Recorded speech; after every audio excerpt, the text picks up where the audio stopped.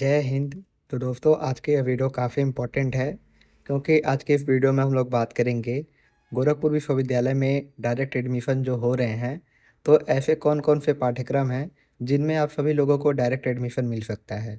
जैसा कि आप सभी लोग जानते हैं कि मैंने आपको पिछली वीडियो में बताया था कि गोरखपुर विश्वविद्यालय में डायरेक्ट एडमिशन शुरू हो चुका है और बहुत सारे कोर्सों का जो है ऑफिशियल नोटिस आ चुका है।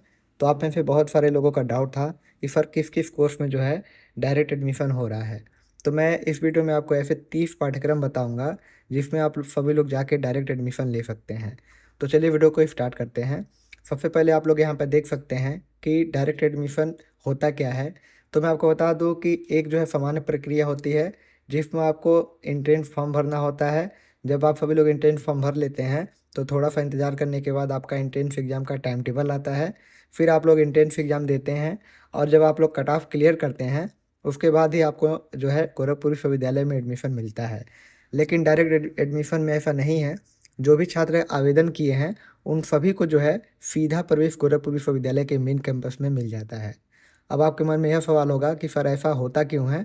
तो मैं आपको बता दूं कि बेसिकली जिन भी कोर्स में सीटों से कम आवेदन आए रहते हैं उन कोर्स में जो है डायरेक्ट एडमिशन आपको दे दिया जाता है। उदाहरण के लिए मान लीजिए आपने किसी कोर्स में फॉर्म भरा जिसमें जो है 40 सीट हैं अवेलेबल हैं एडमिशन के लिए और उसमें केवल 30 ही लोगों ने फॉर्म भरा था, 30 ही लोगों ने फॉर्म भरा। तो ऐसे में इन सभी छात्रों को जो है एडमिशन दे दिया जाएगा, कोई भी एंट्रेंस एग्जाम आयोजित नहीं किया जाएगा। तो इसीलिए जो है डायरेक्ट एडमिशन इन कोर्सों में दिया जाता है। तो ऐसे कितने पाठ्यक्रम हैं? तो बेसिकली ऐसे 30 पाठ्यक्रम हैं जिनमें जो है इस बार डायरेक्ट एडमिशन गोरखपुर विश्वविद्यालय द्वारा दिया जाएगा। सबसे पहले मैं आपको बता दूं कि डायरेक्ट एडमिशन में आपको 3 प्रोसेस करने होते हैं, 3 स्टेप फॉलो करने होते हैं। सबसे पहले तो आपको अपने विभाग में जाना होता है, जिसमें भी आपको डायरेक्ट एडमिशन चाहिए उस विभाग में आपको जाना है। दूसरा स्टेप आपके लिए यह है कि आपको अपने जितने भी डॉक्यूमेंट हैं उन सभी डॉक्यूमेंट को लेके जाना है और वहाँ पर सत्यापन कराना है, यानी कि डॉक्यूमेंट वेरिफिकेशन कराना है। जैसे ही आपका डॉक्यूमेंट वेरिफिकेशन हो जाएगा तो फिर आपको 1 या 2 दिन का समय दिया जाएगा।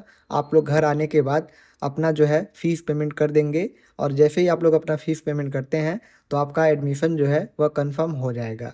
तो यही 3 प्रोसेस हैं जो आपको फॉलो करने होते हैं डायरेक्ट एडमिशन में।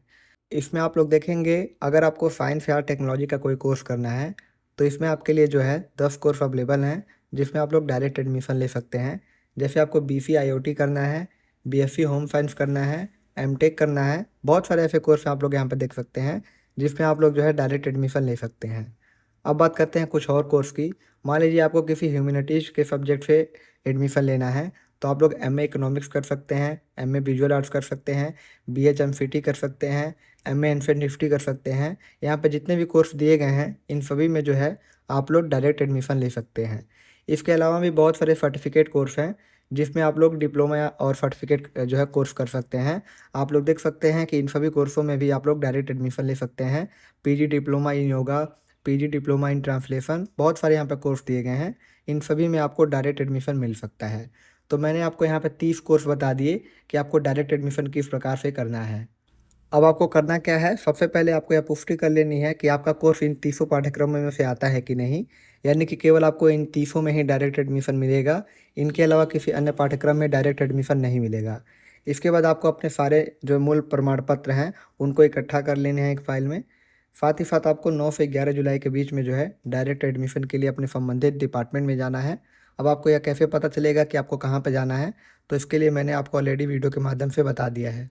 इसके बाद सबसे फाइनल स्टेप में आपको करना क्या है, जब आपका डॉक्यूमेंट वेरिफिकेशन हो जाएगा तो आपको जो है एडमिशन का फ़ीस पेमेंट कर देना है और आपका एडमिशन जो है कंफर्म हो जाएगा। तो कुछ इस प्रकार से आपको गोरखपुर विश्वविद्यालय में इन 30 पाठ्यक्रमों में डायरेक्ट एडमिशन लेना है। तो इस वीडियो में बस इतना ही। अगर आपके कोई भी सवाल हो तो आप लोग कमेंट में पूछ सकते हैं। तो मिलते हैं आपसे अगली वीडियो में। Thank you so much.